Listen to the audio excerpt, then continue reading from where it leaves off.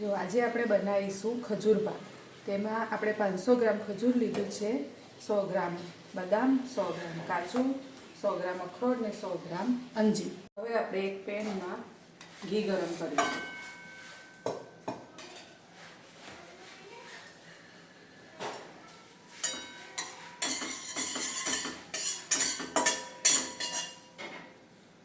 ઘી ગરમ થાય એટલે બધા જે ડ્રાયફ્રૂટ હશે તે આપણે ઘીમાં શેકી કાઢીશું.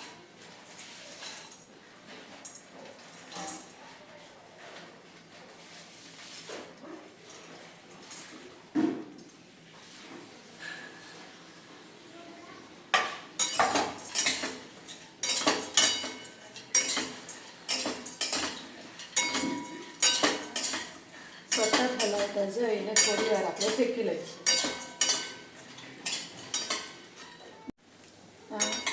ડ્રાયફ્રૂટને આપણે થોડા થોડા શેકી લીધા છે. હવે એને આપણે કાઢી લઈશું.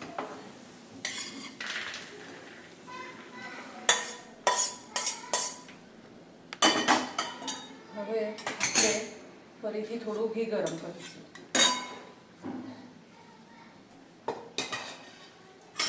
તેની અંદર ખજૂરમાંથી આપણે ઠળિયા કાઢી લીધા છે. ખજૂર અને અંજીર બંને આપણે સાથે નાખી દઈશું.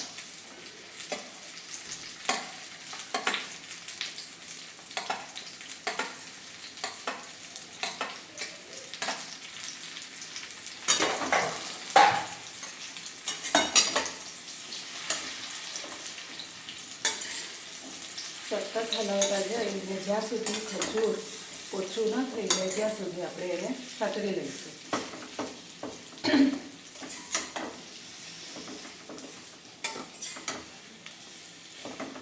આ બધું આપણે ધીમા ગેસે કરવાનું છે, ફૂલ ગેસ કરવાનો નહીં.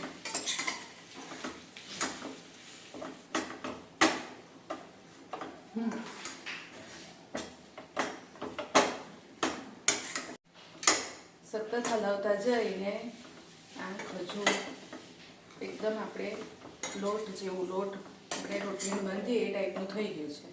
એટલે હવે આની અંદર આપણે બધા ડ્રાયફ્રૂટ નાખી દઈશું. જે ડ્રાયફ્રૂટ આપણે પહેલેથી શેકીને રાખ્યા છે તે બધા અંદર નાખી દઈશું.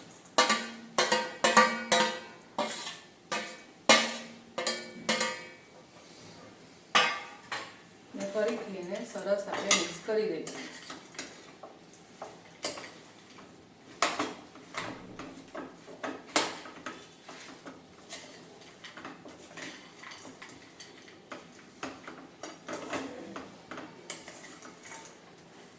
બંધ કરી દઈએ. સતત હલાવતા જઈને આ બધું એક સરસ મિક્સ થઈ ગયું છે. હવે આપણે એને એક થાળીની અંદર ઠારી દઈશું. થાળીની અંદર આપણે પહેલેથી તેલ લગાડી દેવાનું. બંધ કરી દઈશું. તેલથી ગ્રીસ કરેલી થાળીમાં આપણે એને ઠાલવી દઈશું અને એને પ્રોપર પાથરી દઈશું.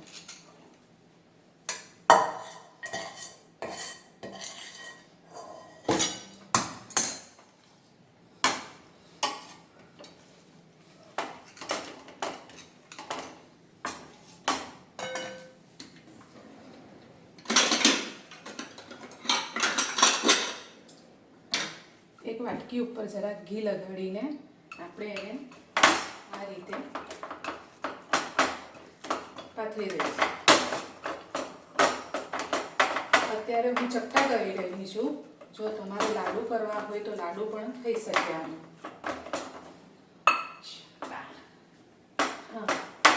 અત્યારે હું આ રીતે પાથરીને પીસ પાડી રહી છું. જો તમારે લાડુ કરવા હોય તો લાડુ પણ કરી શકો છો.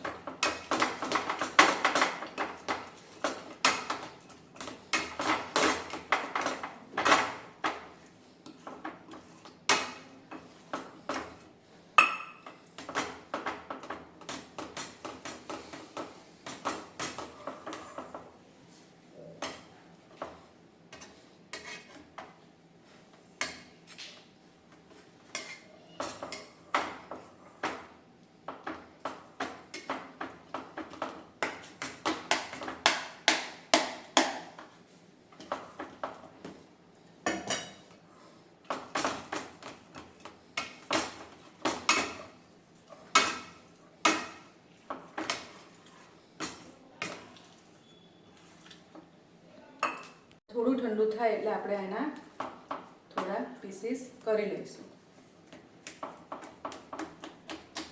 આ રીતે તમને જે રીતે ગમતા હોય એ રીતના પીસ પાડી શકો છો.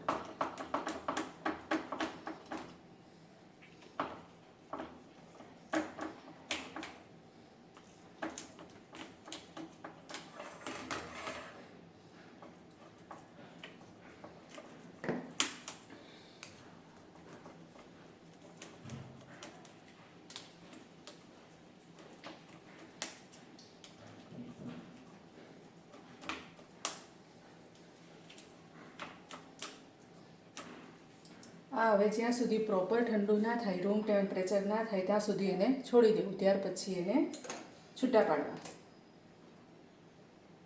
આ હવે રૂમ ટેમ્પરેચર પર આવી ગયું છે અને આ તમારો ખજૂર પાક તૈયાર છે. આ નાના બાળકોને જો આ ઇઝીલી નીકળી પણ જાય છે.